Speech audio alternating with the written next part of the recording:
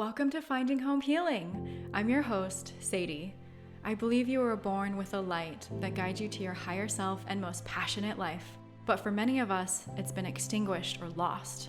My mission is to help you find your way back home to that light so that you can love deeper, live in your power, and truly thrive. For those lost or lonely souls, welcome home.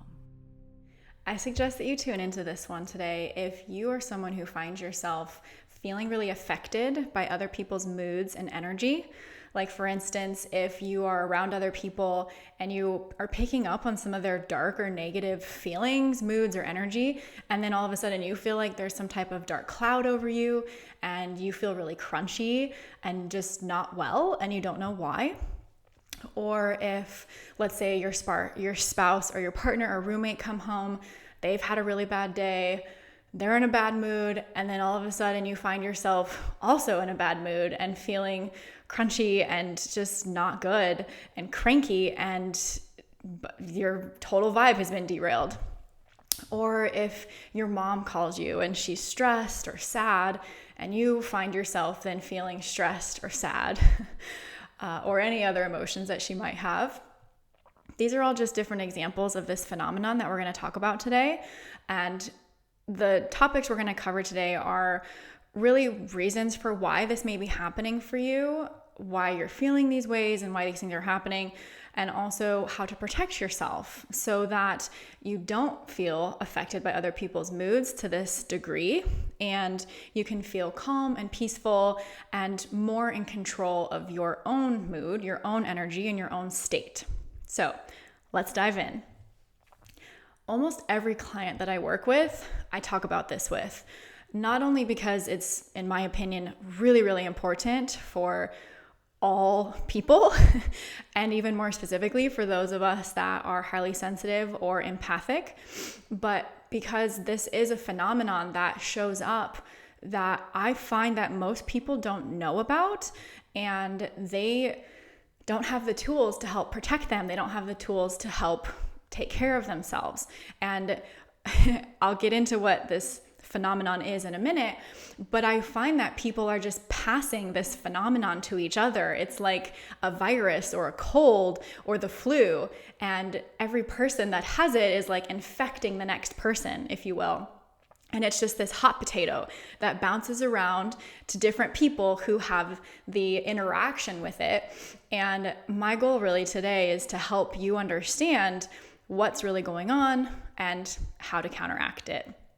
So this phenomenon is something that I would say usually highly sensitive people and empathic people experience more than the non-highly sensitive person.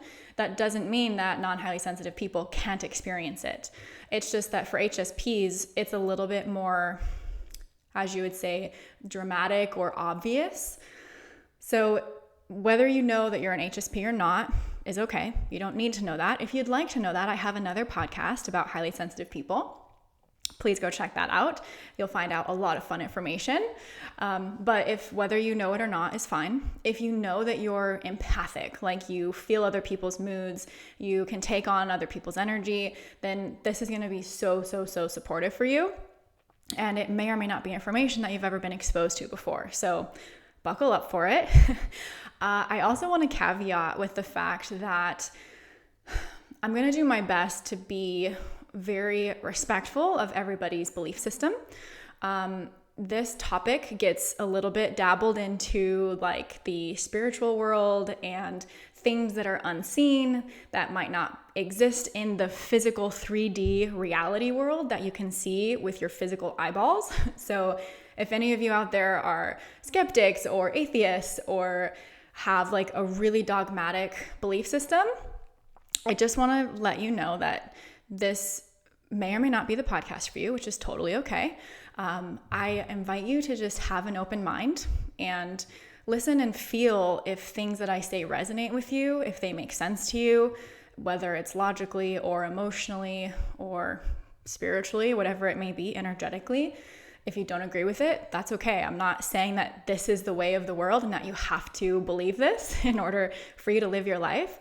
This is just anecdotal, real life experience that I've had and that I've used with every client that I work with. So almost every client. I just want to make sure I set the ground rules here first before we, get a lot of people feeling offended or like, thinking that this is crazy or not helpful for them. Just want to lay that out there. Okay, so like I said, I work with a lot of people and I am teaching this to almost every person I work with. A lot of the times they're coming to me and they're having experiences where they're sensitive to other people's moods. Like I have one client who is high up in a big company, an international company. She's like in the leadership team, and she has a difficult time feeling like she's absorbing other people's feelings and their emotions and all their energy. And a lot of times she's dealing with crunchy people and unhappy people. And it's harder for her to keep her center and to not take all of that on and to not take it home with her to where she gets home and she's extremely drained and feeling crunchy and upset. And now it's affecting her relationship with her partner and other relationships with family members. And she feels frustrated and just like bogged down. I'm going to get into some more of the specific symptoms of what it's like when you're experiencing this phenomenon in a little bit, but I just want to really paint the picture here for you. The connection that empaths and HSPs have to this phenomenon is that they are actually very, very sensitive to this type of energy. They are sensitive to other people's moods. We actually have mirror neurons in our brain, more of them. We have a higher quantity, and they're very sensitive. Mirror neurons are essentially the parts of our brain that when we see something else outside of us, it makes us feel like we are experiencing it. So I'm trying to think of a metaphor and analogy for that. It's like a virtual reality, or if you're playing a video game, you are able to see what's happening in the video game, but you as a physical person are actually experiencing it. So if you're seeing somebody feel really angry and getting in a fight and punching somebody, then you're feeling that person's anger. It's like you're connected to them. Okay, so these mirror neurons in your brain are making it such that you are picking up on things all around you. The emotions that each person is having, whether it's anger, sadness, fear, hurt, guilt, shame, embarrassment, even positive emotions like happiness, joy, excitement, most of the time, these people, like highly sensitive people and empathic people, are picking up on all of those to a really extreme degree. What can happen is those negative emotions can come into you and get attached to you.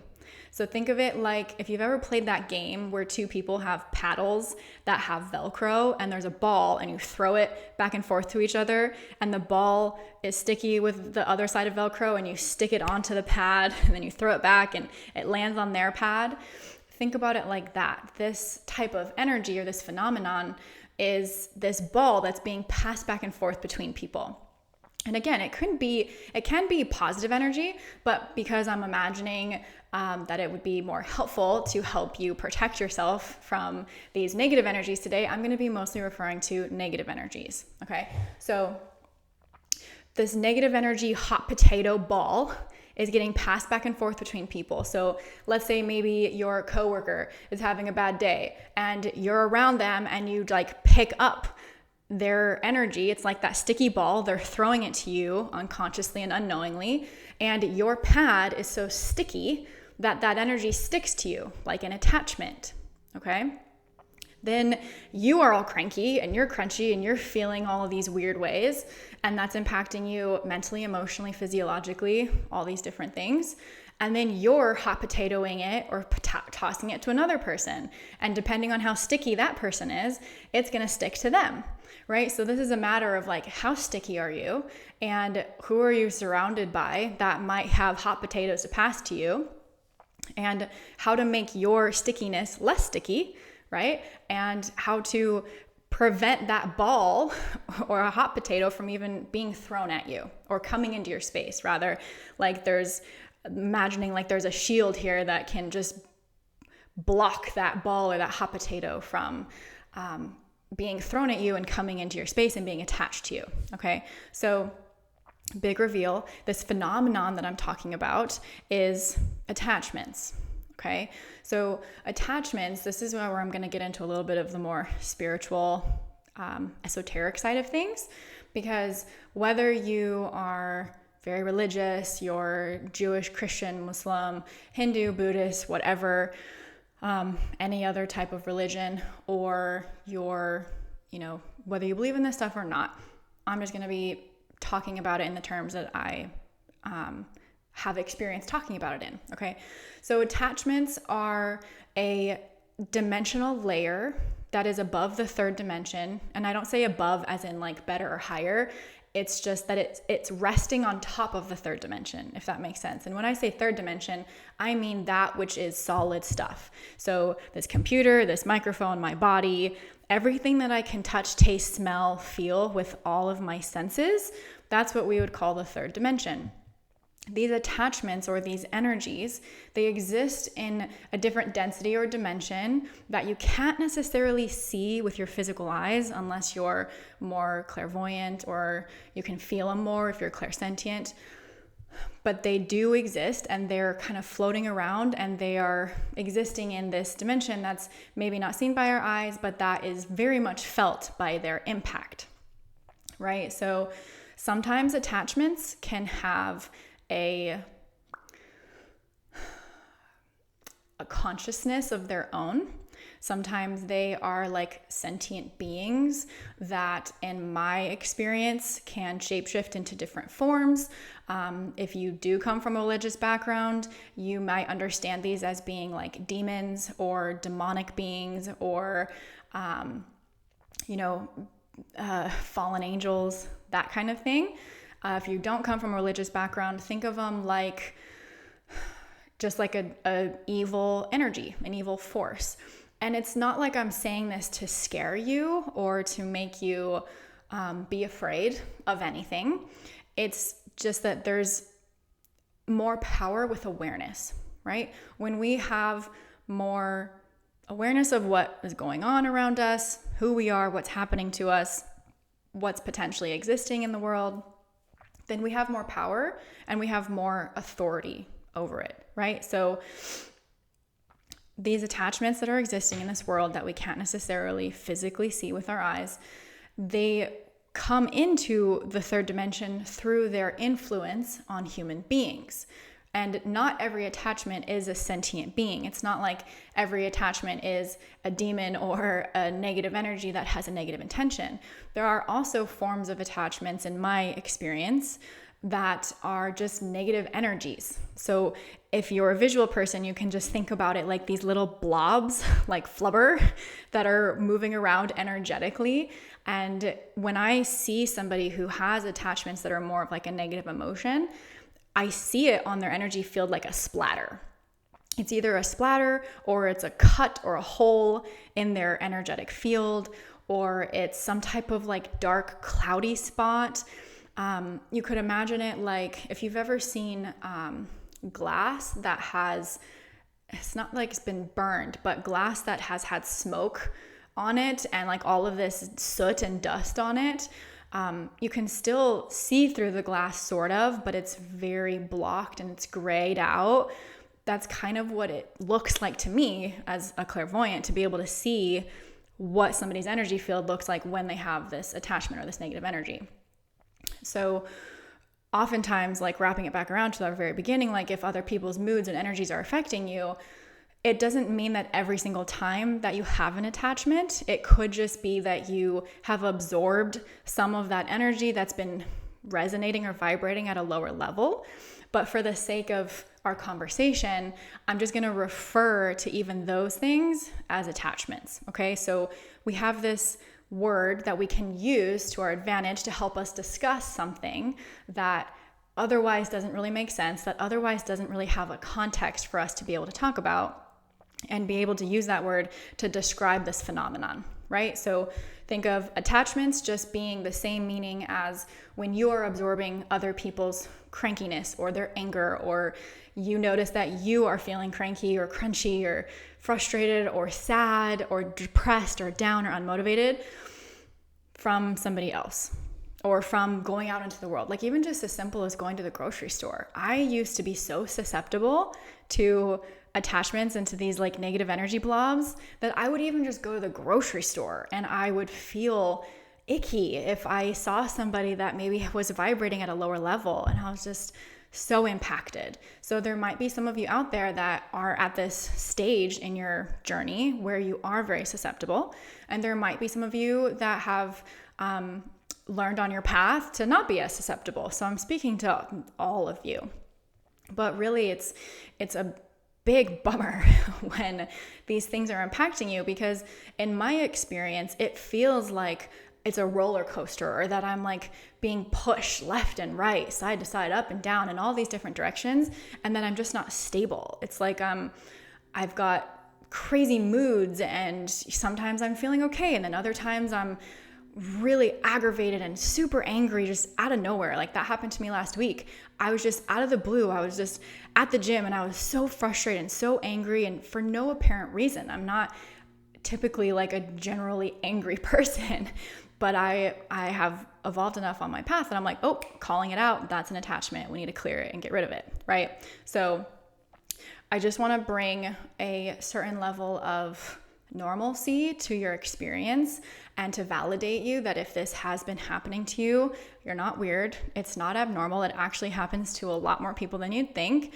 And there just isn't vocabulary around it. There's not a conversation happening around it. So I'm wanting to bring to light the fact that if this is something that you experience, there is a totally, in my opinion, rational reason as to why it's happening.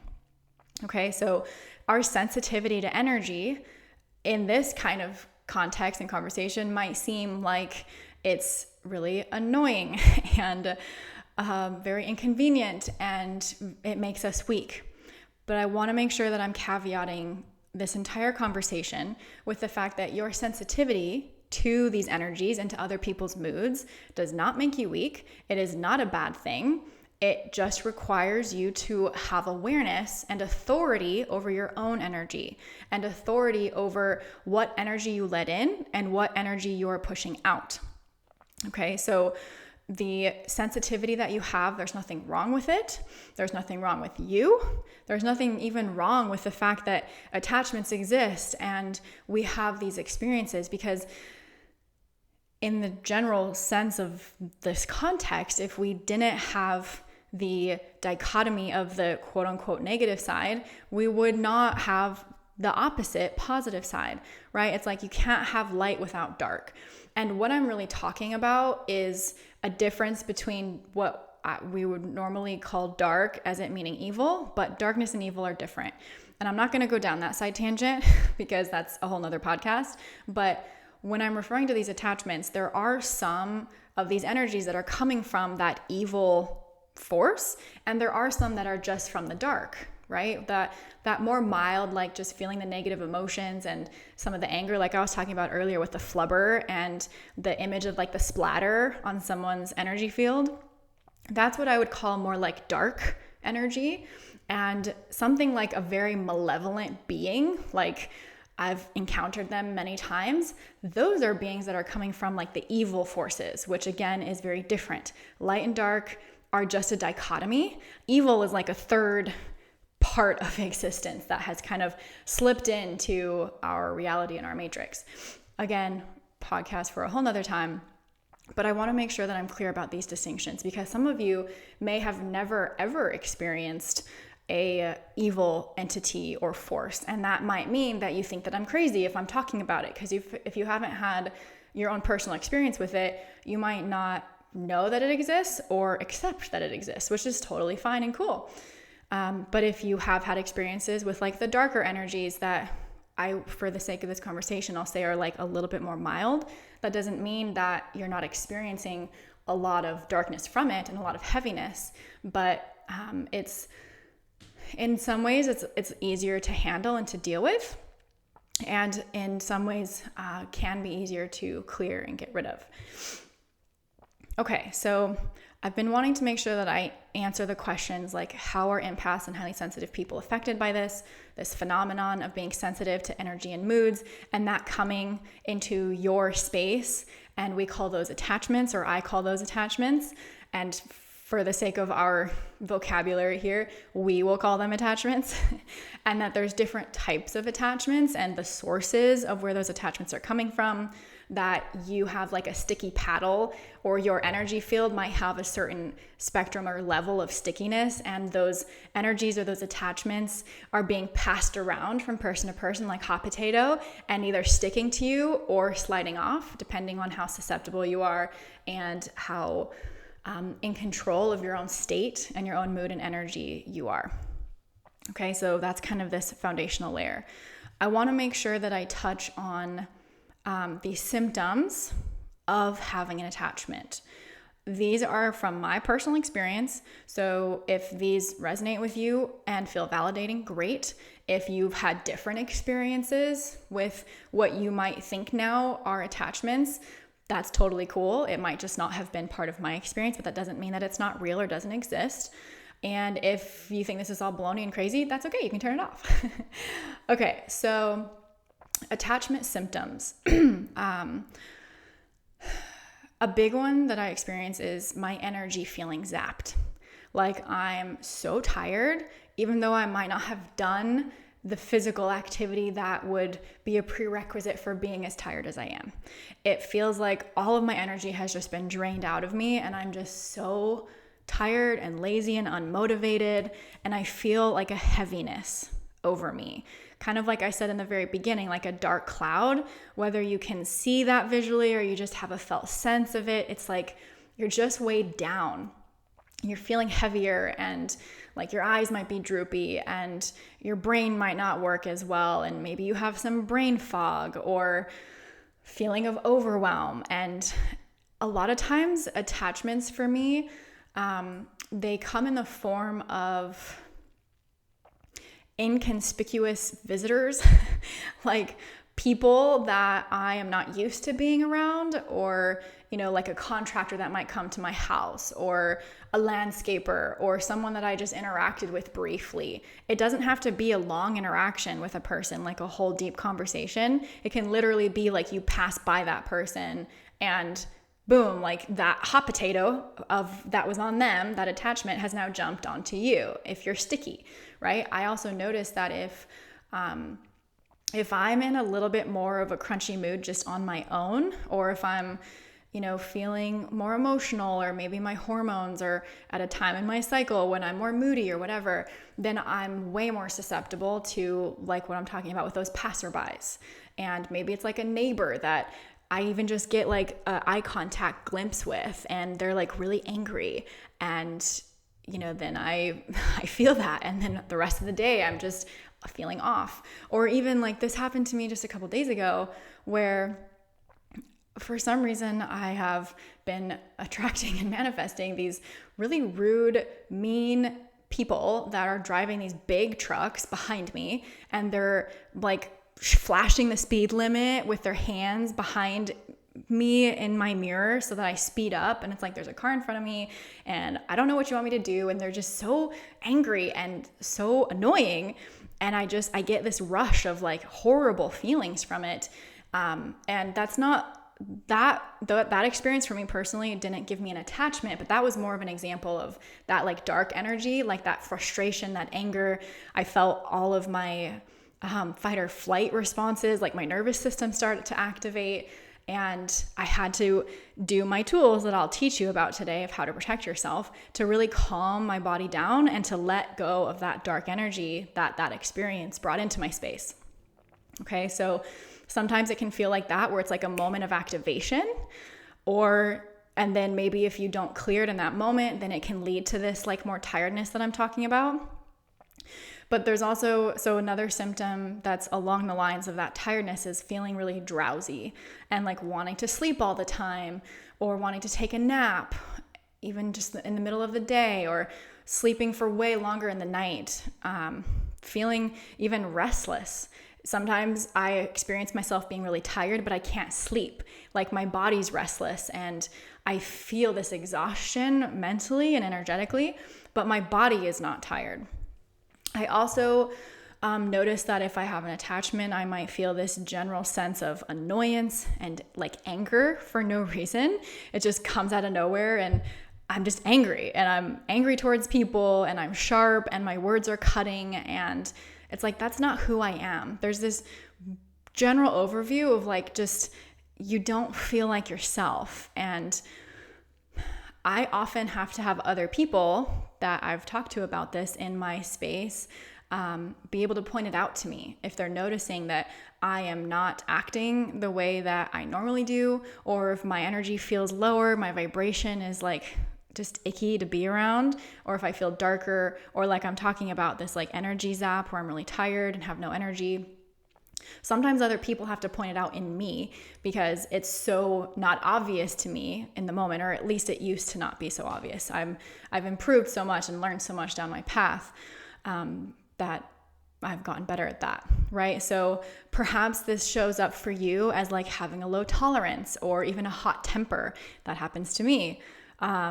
There's also, I've noticed in people that I've worked with, this feeling that they're trapped, like something is holding them captive inside their body. This has actually happened to me also on a couple occasions, which it's somewhat frightening, and you might not have experienced it to this degree, but I have had clients that I work with that come to me that are like, I feel trapped somehow, like my energy or something, like my consciousness is not the way that it normally is. And lo and behold, I find that they have an attachment. It might show up as nightmares.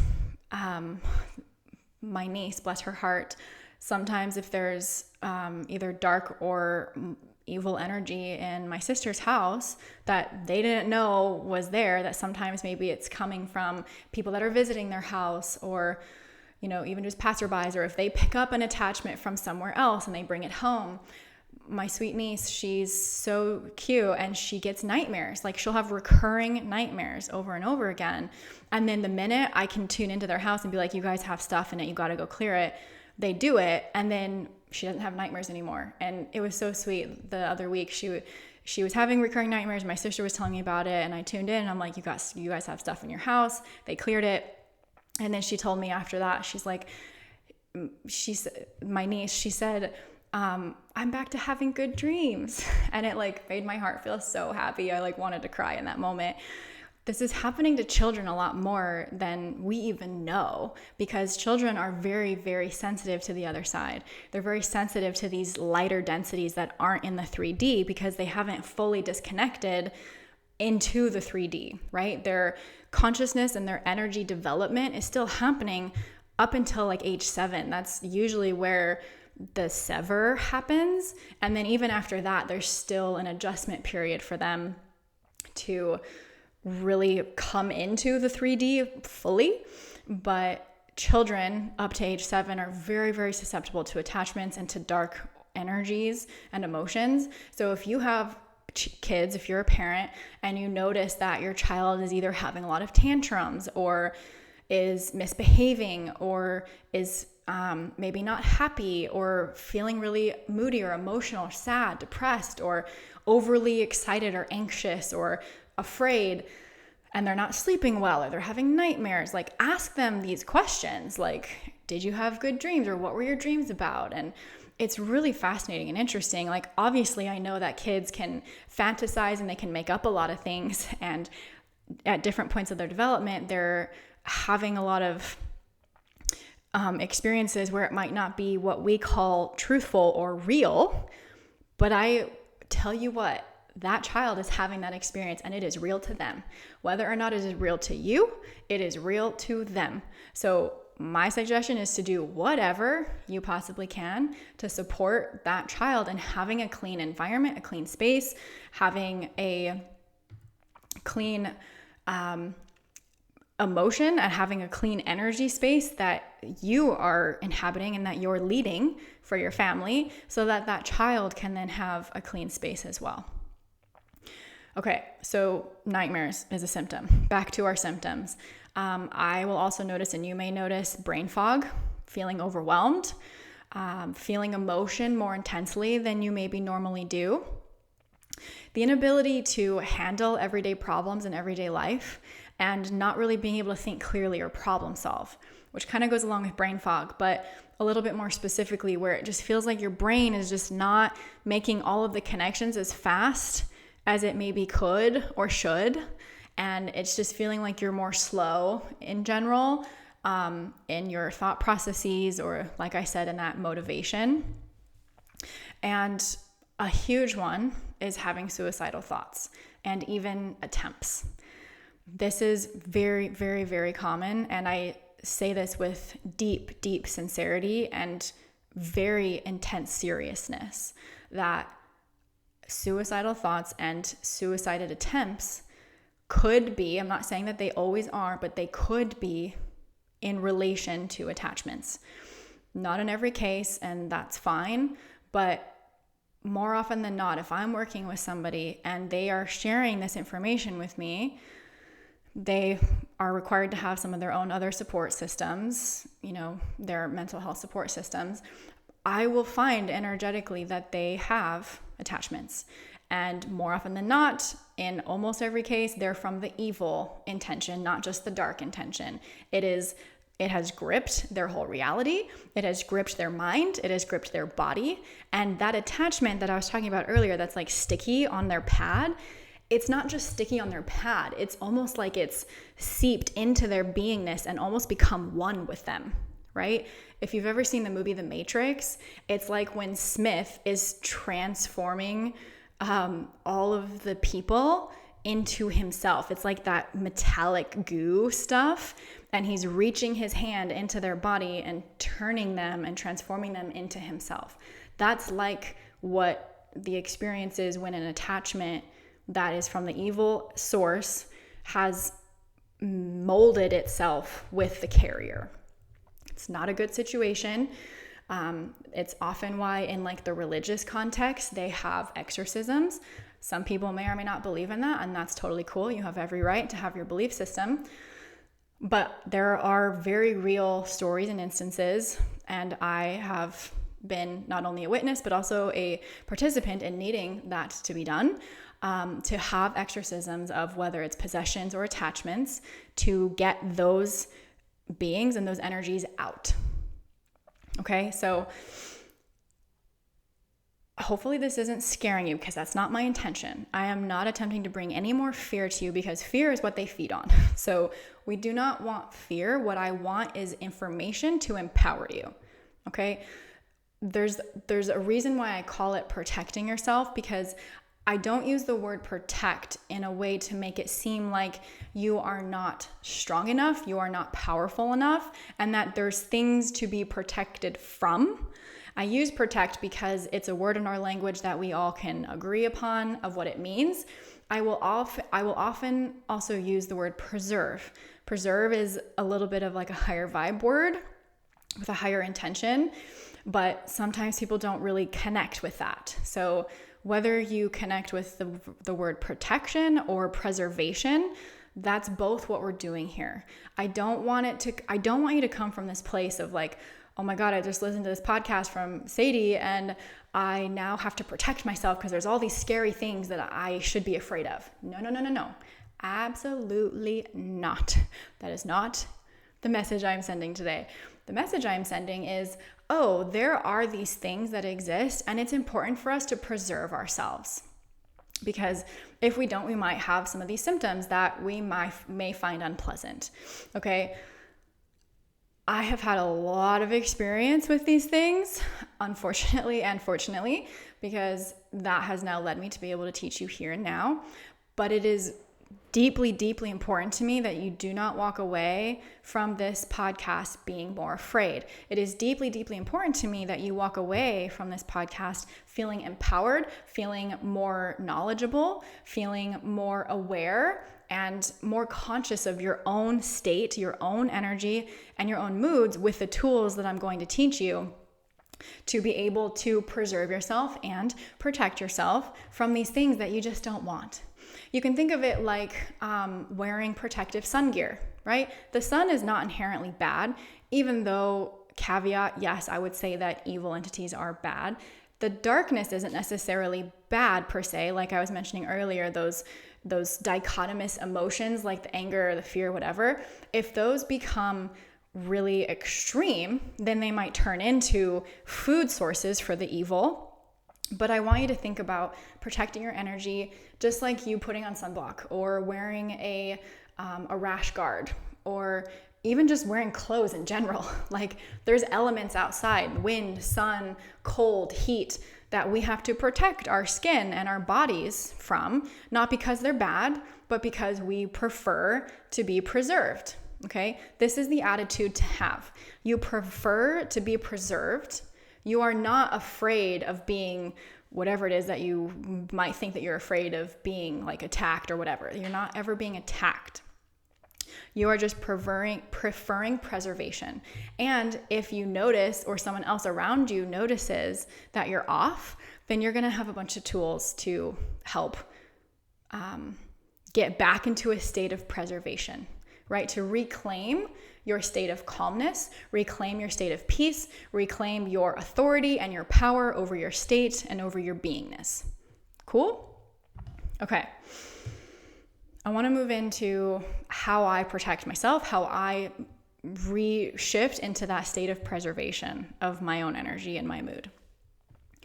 Like I've been talking about, mood and emotions are a whole world in and of themselves.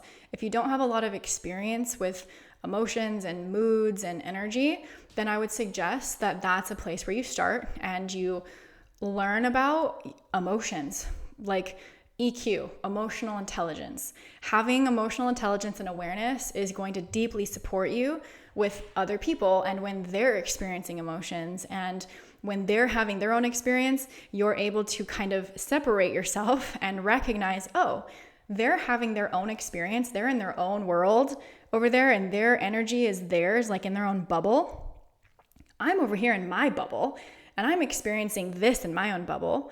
I teach people to connect with their core, and your core is this column of energy that starts from the crown of your head down to the base of your perineum or the base of your torso.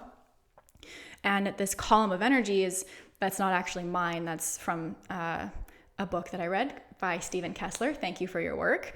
But I help them connect back to this core, this channel or column of energy that is where they are the most themselves, and feel connected to themselves so that they recognize, like, okay, I'm bringing all of my attention, all of my energy back into my body, and I'm letting whoever this person is have their own experience.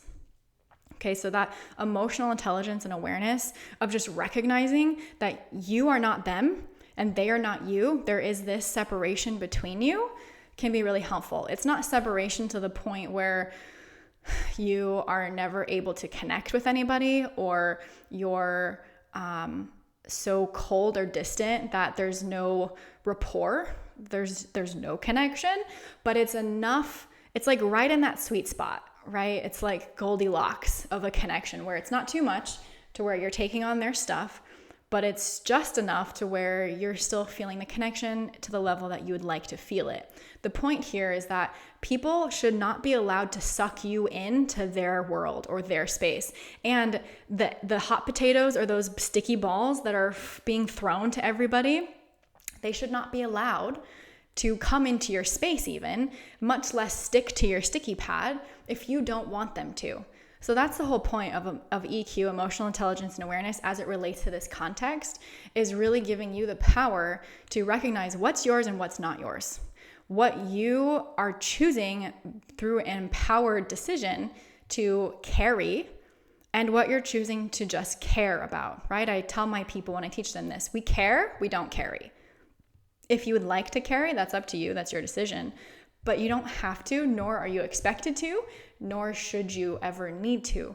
You do not need to carry other people's stuff. It's not your job. You do not need to carry attachments. It's not your job. There's really nothing that's doing for anybody besides helping you feel more empowered and connected to who you are eventually, once you learn that you are not the dark energy and you are not the evil energy, right? Okay, so emotional intelligence and awareness, that's one of the first steps and the biggest thing to start with if you haven't started already. Other things that, again, may be controversial, and that's totally cool. If you like this, great. If you don't, then leave it to the side. I personally believe that the creator of all has given us tools and things on this planet Earth to help support us. And in this specific context, those things that I believe that creator of all has given us and has empowered with energy are things like stones. I believe that things like obsidian, tourmaline, selenite are very protective, and they have a certain intention and a certain vibration that allow us to have certain benefits from them, right? So those three I just listed, those are ones that I specifically like to use for protection. I even have a bracelet on that I wear pretty much 24/7 that has those stones on it, just as I guess I would call it a safety precaution, and that it's, charged with like a protective field around me, so that I have something that's working 24/7 that I don't have to think about. I don't have to do anything for. It's just here working for me. I also actually have stones placed around my desk and in my home. I also have set up, I'll go through different phases where I set up different grids energetically to help protect the space of the home. I'll do routine clearings, which I'll move to in a minute. But as for the stones, you can do all kinds of research if you'd like, but I do suggest those as not only a pretty decorative element to your space, but as something that can really help you and to protect your energy. Okay, there's also other relics, I guess I'd call them, that have helped me that may or may not help you. Holy water, something that's water that's been blessed by a priest or a pastor or somebody with that authority. And also crosses. I have those dispersed throughout my home. Again, depending on what your belief system is, totally respect any and all of them. But if you are into that and you feel a connection to a cross being a representation or a symbol for you as protection and love and all compassion and connection, I would suggest that. I also have those sitting on my desk. And holy water is also a really great thing to just set out in your house. I've coached a couple clients where if they have some weird stuff going on in their house, there was one in particular that I'm thinking of, and I directed her to a Orthodox Christian church that supplied blessed crosses and blessed holy water, and instructed her to go put them all throughout the house. Again, I know that maybe to some of you that sounds really crazy, and that's okay. You can just not adhere to these suggestions that don't feel resonant with you. But for some of us, it's really, really powerful and really helpful. It can raise the vibration. It can feel more protective and feel like you are more connected to those higher vibrations, to source, to creator of all, to Jesus, to God, to all of those beings that are actually here to help us. Okay. Like I was mentioning earlier, cleansing and clearing your space is also a very helpful way to protect your energy. So what that means is going through your whole space, whether it's your car, your house, your apartment, wherever you reside, and saying some prayers and some statements that revoke the permission for any and all energies or beings to be in that space, that you do not allow in that space, that you do not welcome in that space. Think of it like if you had your front door unlocked and you had a lot of people in the neighborhood that liked to just come in and walk around your house and lay on your couch and eat your food and watch your TV and, lay on your bed. That's like what's happening on an energetic level when you bring attachments to your physical space, when you bring energy and emotions that are from the outside world, even through technology, whether you're on a Zoom call meeting. Like the other day, I had to do some clearing because I felt energy that came through the technology, and I was like, oh my gosh, we have to clear this out. So it's not just physically, like you can also get it from being on a phone call, being on a Zoom meeting, or any other type of interaction that you're having with anybody else outside of your physical space. So again, it's like if people were just able to walk into your house and do all that stuff, that's the same thing that's happening energetically. So when you're cleansing and clearing your space and your body, what you're essentially doing is proclaiming that you are revoking permission for any and all of those beings or energies. Again, right? They might not have a consciousness of their own. They might just be a negative emotion, but that those energies do not have permission to exist in your space. So for me, what I like to do is I'll take sage. Sage is a very cleansing and clearing support tool, like I mentioned with the stones. I take sage and I walk around my whole house and I say out loud, I cleanse and clear any and all energy from this space that is not mine, that is not for my highest and best good. I revoke your permission for being here. You must leave and go now. And I just repeat that in parts over and over and over again throughout the whole house while I'm holding the sage and I'm cleansing all of it. And I say, with the power of the creator of all, I bless this space and I am cleansing and clearing anything and everything out that does not belong here any longer. You must leave and go now. You have your permission revoked. So think of it like you're gathering up all these strange people that have just walked through your front door when it was unlocked, and you're like, get up off the couch, get up off my bed, stop eating my food, and go out, like get out of the door. That's essentially what you're doing. And it can feel very empowering. And if you're sensitive, you will absolutely feel a difference. You'll feel lighter. You'll feel more expansive. You'll feel more space in your head and in your body. And you'll feel like you're back to yourself again. And you're more connected to your heart and connected to high vibration and to positive, happy emotions and moods. And probably more stable also. Okay, so I do the sage, and then I also do a second layer with Palo Santo. It's a type of wood. You can look up on Amazon like sage and Palo Santo and just get little kits if you want. But the Palo Santo I use as a way to bless the space. So sage clears it, and Palo Santo is intended to bless it. So I walk around and I proclaim my gratitude for everything that I have in my space. I say, thank you for this beautiful picture, for lighting up my room and making it feel so warm and homey and cozy in here. Thank you for my blankets, for keeping me warm during cold nights. Thank you for my bed, for supporting me and being comfortable so that I can sleep every night comfortably. Thank you for my refrigerator, keeping all my food cold. Thank you for my oven, for helping me. You get the gist. So I go around and I thank all of the objects for their specific purpose and for what they're doing for me. And what that does is it has an extreme effect on your vibration, because gratitude and love are some of the highest vibrations that you can resonate at. And when you proclaim your gratitude for these different things, then you're changing the vibration of the space. That in and of itself just automatically kicks out any attachments or any negative energies that you might be feeling that you got from other people. So another hack that you can do is, if you've been out in the world, let's say you were at the grocery store and you felt like you picked up on something crunchy, or you got in a bad mood, or let's say maybe you had a phone call with someone and they were in a bad mood. Then what you can do after that experience, like what I did with that guy driving behind me in the truck that was like yelling at me and like blaring all the speed limit numbers at me and whatnot, then I just say to myself, like, I'm so happy and grateful that I'm in my car, that I'm safe, that I'm getting to my destination safely. I'm so happy and grateful that he's going where he needs to go and he has his own life and I don't have to care about it. I'm so happy and grateful that I'm my own individual sovereign being, and I don't have to let him impact me. I'm so happy and grateful that I'm here in this moment. I'm so happy and grateful, da da da da da. So you can say that phrase, I'm so happy and grateful, to help cleanse and clear that negative experience and energy out. Okay? That goes along with prayers. If you're somebody who likes to pray, I am somebody who loves to pray.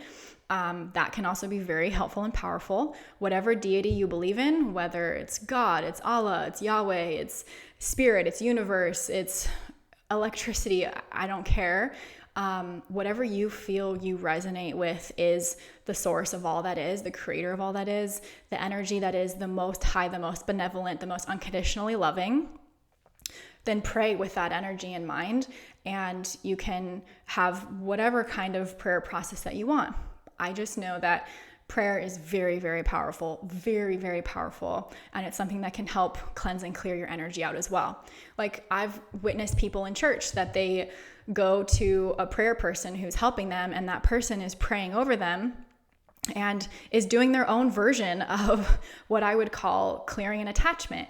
They don't call it that in a Christian church, but I still have appreciation and respect for the fact that it's somewhat of a similar idea, right? If someone's having a really hard time in their life, maybe they're having financial struggles, or, they lost a baby, or somebody died suddenly, like something really tragic, and that emotion is stuck inside of them, that person's praying over them and helping release that energy. So prayer is very powerful, whether someone else is doing it for you or you're doing it yourself, connecting to the power of all.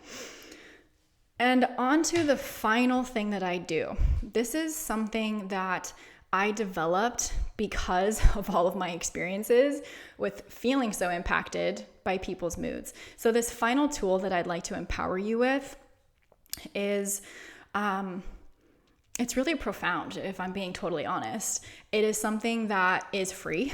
It's something you can do very, very easily. Whether it's every day or if you get good at it, it's something that just comes naturally to you. It is something that requires practice in the beginning, just like anything, to get good at it. So there's a dedication there to really learn it and to practice it so that it becomes second nature, what my teacher would call unconscious competence. And it's profoundly helped me and almost every client that I've taught it to. Okay, this tool is called bubble building. Bubble building is a awareness of your own energy field as it extends beyond your body.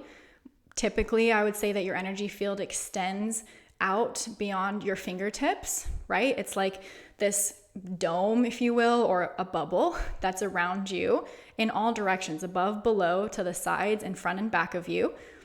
And I call it bubble building because you already have an energy field that's inherent and innate to you. It's this space of energy that's vibrating in coherence with you in your body, but that is often unprotected. It's unpreserved. It doesn't have a boundary or a layer that is able to discern what is moving in and out of the bubble. Okay, so your energy field is the bubble itself, but bubble building is the process of becoming conscious and aware of that space and of being able to move things in and out of that bubble at your will. Okay, so again, this is kind of like Harry Potter stuff. It's really cool. It's like, I wouldn't call it magic, but it's being able to get connected to stuff that you might not always be seeing physically with your eyes, but really getting that sixth sense of yours heightened and in more practice so that you are able to preserve your space. All of this for the purpose of you not being impacted by other people's moods and not having these attachments get sticky onto you, right? Bubble building helps make your edges smooth so that any energy that comes into or near your space just slides right off. Instead of you holding that hot potato that gets thrown at you or that ball that's Velcro that sticks to your sticky pad, it just slides right off. It doesn't impact you. You barely even feel it. It's not something that you have to deal with or that derails your whole day, your whole week, your whole month, or something that you then pass to somebody else. And that it's not this like weird incestuous type of virus that's getting passed around to everybody. My dream is that everybody has this awareness and is able to have authority over their own state, their own energy, their own emotions, so that they are not tossing all of these attachments to everybody else. Okay, so I get very excited about bubble building if you haven't been able to tell. The premise, again, is that you have a core in your being, in your body, a core of energy. You can think of it like an apple core. And you can feel the bubble around you is like the meat of the apple, and the core of your energy is like the core of the apple, right? And the process of bubble building is like building the skin of the apple, so that you're not susceptible to the meat of inside of your bubble. It's actually kind of a weird analogy. I've never used that one before, but it kind of works. So you get connected to your core, then you imagine this bubble around you. If you're good at visualizing, that's great. If you are more of a feeling type person, then you just feel or get a felt sense of this bubble around you. If you're more auditory, then you can potentially hear that there's a surrounding casing around you. If you've ever seen the movie actually called Bubble Boy that has Adam Sandler, it's kind of like that. He lives in this bubble. You don't have a physical one that you have to reside in, but the idea is that you are imagining with your mind's eye or with your felt sense that there is a bubble that's surrounding you, and it has an outer shell or an outer layer that has authority connected to your consciousness. And what I mean by that is it's like every single square inch of this bubble has the capability of opening or closing like a door. And your consciousness is what allows anything or everything to either open a door to come in or to open a door to go out. The skill that's involved in this is not building the shell, because once you already immediately imagine that you are surrounded by a bubble and that there's a shell, like a layer of skin on that shell, like in an apple, then that's already done. Boom, you've created it. Perfect. The skill comes in with you having a relationship with that bubble and beginning to notice what it feels like when energy is bombarding you and you can push it out, or when energy is inside of you and you are imagining it's leaving or dissolving or disintegrating or disappearing. Okay. In my actual exercise that I have available, if you would like to buy it on my website, findinghomehealing.com, I go through this example of your bubble being like a garage door, right? So when you are driving your car out and about in the world, you come home, you open your garage door, you bring your car in, and you close your garage door.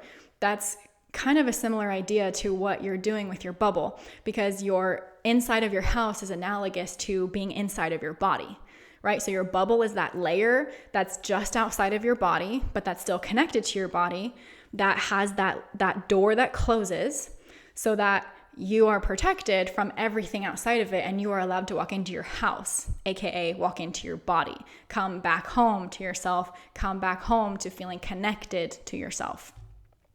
So the process of bubble building is really like, oh, okay, I need to recognize that this door is coming up and out and over me, and it's shutting down so that I'm disconnecting anything and everything from the outside world. And I can either push all of the energy that's in my bubble out of it, like with some of those cleansing practices that I just shared with you, or you can let things in. It depends on what you're needing or what you're wanting. So that's the idea of the bubble. And then when you get more connected to that feeling, being surrounded, and practicing the skill of what it feels like when things are in or out or impacting you or not, then you practice that on a daily basis and you master bubble building. What it's really doing for you is when you're out in the world, and like we've been talking about, if somebody is in a mood or someone's doing something to you, you have that preserved layer around you. It's part of your own consciousness. It's part of your own projection that you've created in your reality space. That is a protective layer for you. It's almost like you're creating another layer of skin for your body, because you already have a physical layer of skin to protect all your muscles and organs and ligaments. Your bubble skin is another layer of protection energetically and emotionally. Is that making sense? I sure hope so, because this is a really, really powerful and important tool for most people, and more specifically for empathic and highly sensitive people. I lead people through this in a one-on-one session and help them get used to the feeling of energy being thrown at them and helping them remove energy as like a practice. But I do also have a really, really helpful guided meditation to help you build your bubble and to practice using it. That's available on my website, again, findinghomehealing.com, if you would like that. It's also available inside the HSP course, HSP-SOS, if you'd like the full-blown course to help you if you're a highly sensitive person. But I would advise and suggest, if any of this has resonated with you today, that is a resource that you look into and see if it helps. Bubble building has changed my whole life. It has transformed a lot of my clients' lives and their interactions with other people, their authority over their own energy and their own space. So I do know that it's powerful. I use it. I've tested it. It's very well vetted. So it's really important to me on this topic of attachments to mention media. And when I say media, I mean everything that media has to do with: movies, TV shows, social media, all the apps, anything and everything that you are being exposed to in the world. There's a susceptibility to getting potential attachments. I know people that are very, very drawn and magnetized to horror movies and to thrillers. And there's nothing wrong with that. I'm not here to shame anybody. I just want to bring to light that unless you are either so skilled and stellar at preserving your energy, or you don't have susceptibility to attachments or negative energy or negative emotions whatsoever, which I've never come across a person who isn't, but maybe you are. Or if you just want to live your life a certain way, that's okay.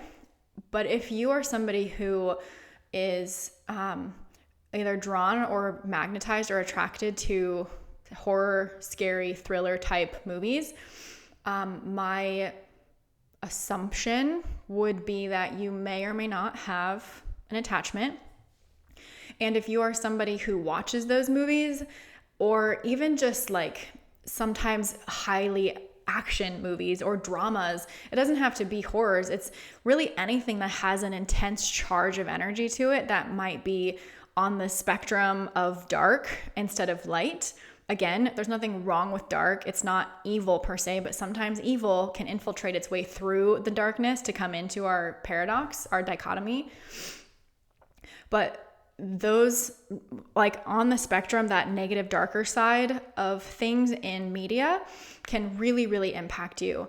Unless you are wearing your bubble before watching something, even like Harry Potter. Before I was really masterful at my energy and being able to watch movies, I spent, almost 6 years. I didn't watch TV at all. I would maybe watch a movie here and there, but I didn't even own a TV. I didn't have a TV in my space. I never watched anything on YouTube. I didn't watch anything on my phone. I was not exposed to anything. I was really working on mastering my field and my energy and how to control it.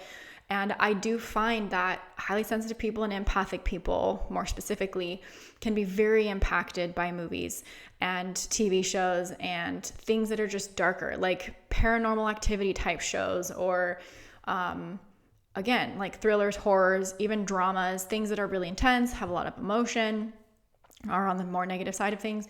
You may or may not be more susceptible to getting attachments while being exposed to those things. There's also stuff on the internet, right? Like social media can expose you to all sorts of spectrums of energy. So my public service announcement for all of that is just that you wear what I'll be teaching you is your bubble, right? Wear that, protect yourself, do the things and use the tools that I'm going to teach you to be able to protect and preserve yourself from the influences of these attachments that may or may not come into your space by being exposed to some of these things. If you are somebody who doesn't want to put a lot of effort into preserving yourself, but you still want to not be susceptible to them, then don't watch those things.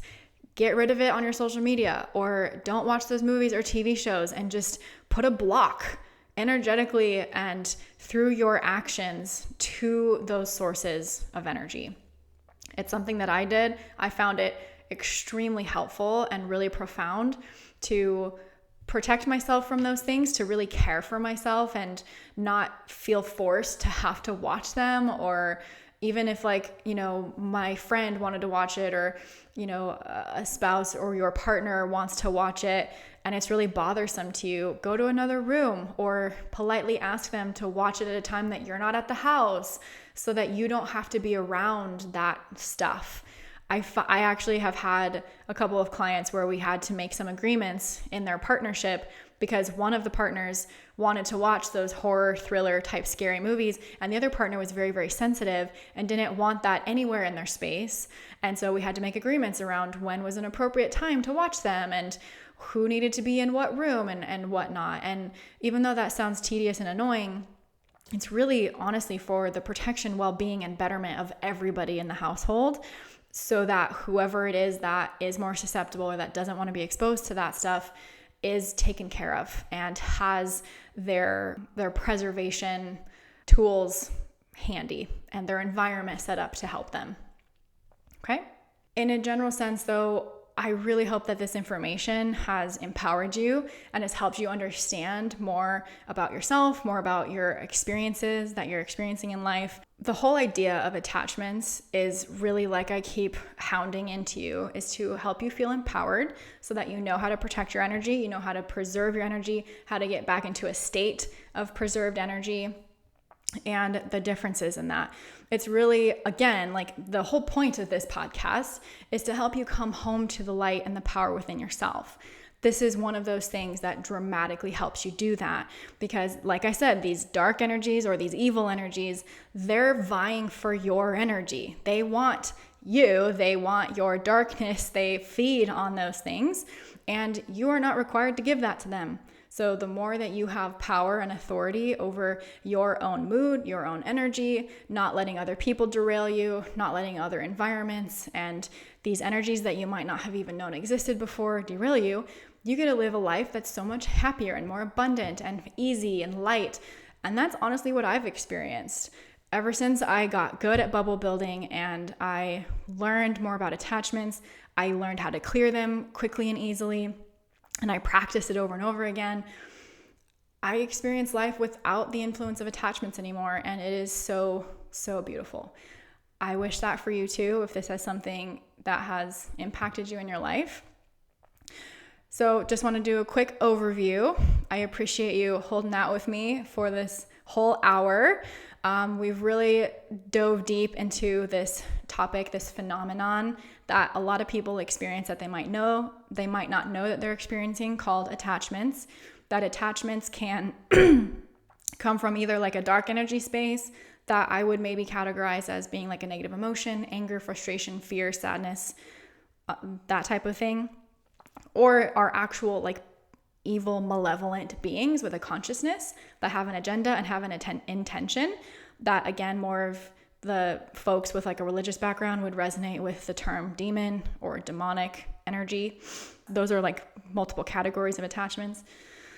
And we discussed how HSPs and empaths are more sensitive to other people's moods and why that is because of their mirror neurons, how these attachments are showing up, different scenarios or instances and when it can happen, the symptoms of what an attachment may feel like, and really how to protect and preserve yourself. So again, thank you for joining me here on this episode today. I really hope this has been extremely helpful and supportive for you. I hope that you are feeling empowered and more informed and more knowledgeable and can go use these tools to help support you every single day. If you love this episode and or maybe others that you've listened to, please leave a review wherever you're listening to this. Share it with somebody that you think it could help. That's the biggest way you can help me help even more people like us. And if you want one-on-one support, feel free to go to findinghomehealing.com and schedule an intro session with me there. Thank you so much for tuning in today, and we'll see you in the next one.